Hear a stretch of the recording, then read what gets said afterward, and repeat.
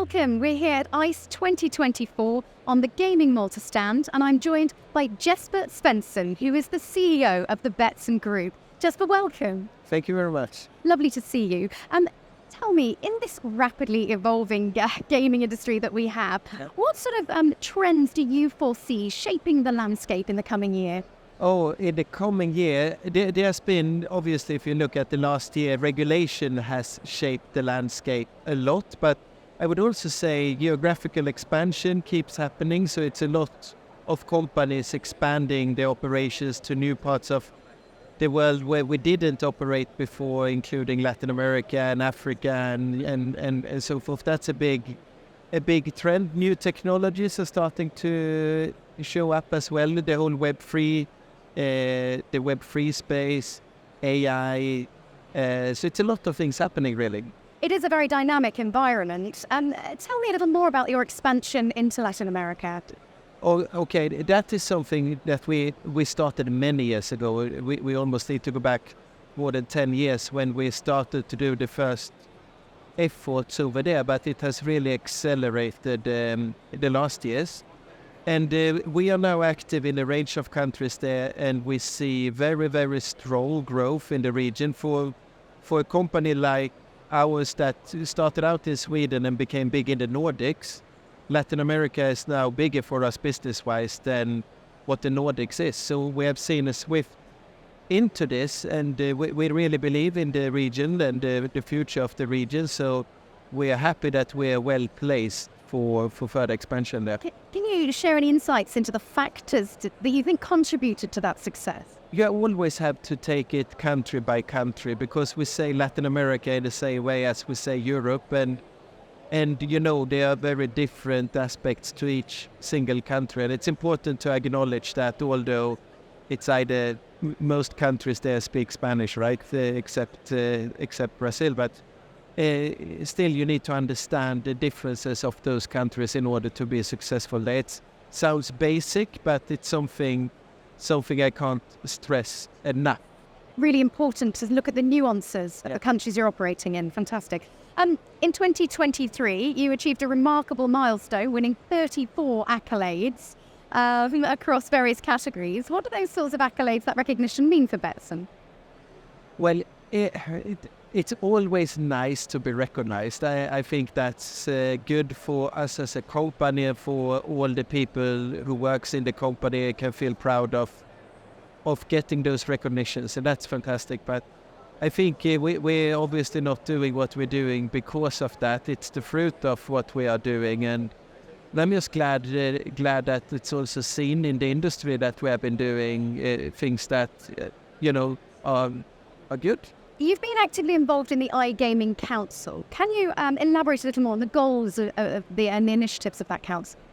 I think the key thing is to be able to have that level of conversation directly with on the right level, you can call it. So that is something that is very, very important for us as an industry, for us as a company, and I think working closely together with Malta on those topics that are of great care for all of us. That's a good way of doing it.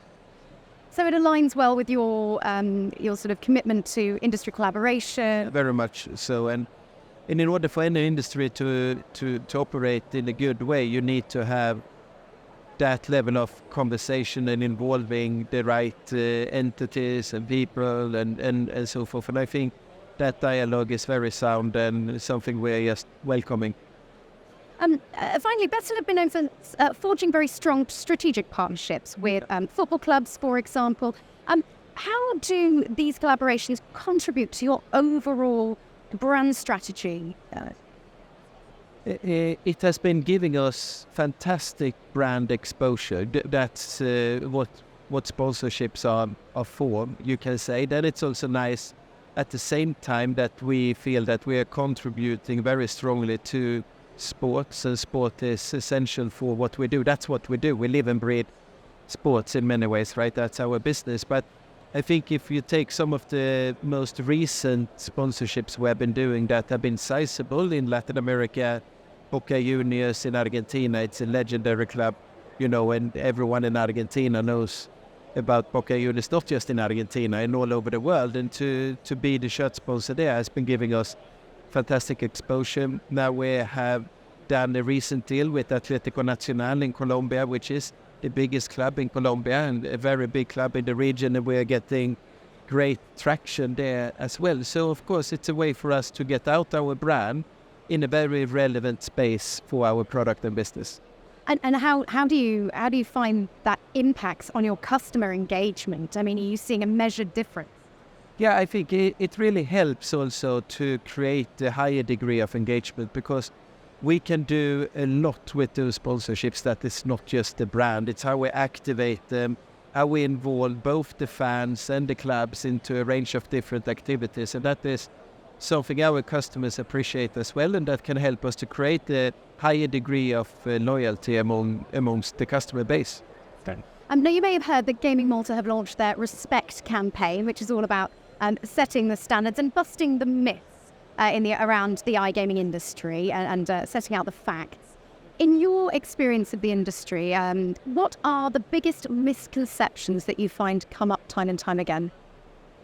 I think the misconception of the industry is that it's a little bit, if you look back many years ago when everything was .com and not regulated, you could understand to some extent in the political world that this could be something that was seen at times as something new, potentially a little bit uncontrolled and whatever you want to call it. But the industry has been regulating, it has been shaping up significantly. We have fantastic control. We are more regulated than banks sometimes almost. We are, in the end, we are dealing with people's money, right? And I think there is a strong misconception there that we are not running the businesses in the way we are actually running them. Highly regulated, very professional, a lot of focus on, doing things the right way when it comes to all those elements that we're doing. So people don't understand that, and we need to get that out in order to make the business, the reputation for the industry better. I was going to say, how would you like to see that message get out there a bit more? What do you think the industry can do? I think it's a hard one. Sometimes the argumentations that they are hard to convince and so forth, but just keep doing what we're doing. Be transparent and open in our communication to the stakeholders that are interacting with us, educating them and make them understand how good we actually run our businesses. And I think when they understand that, and many do, and they see that, then that creates a different perception of what we're doing. Jesper, thank you so much for your time and for joining us here on the Gaming Malta stand. Thank you very much. A pleasure. Thank you.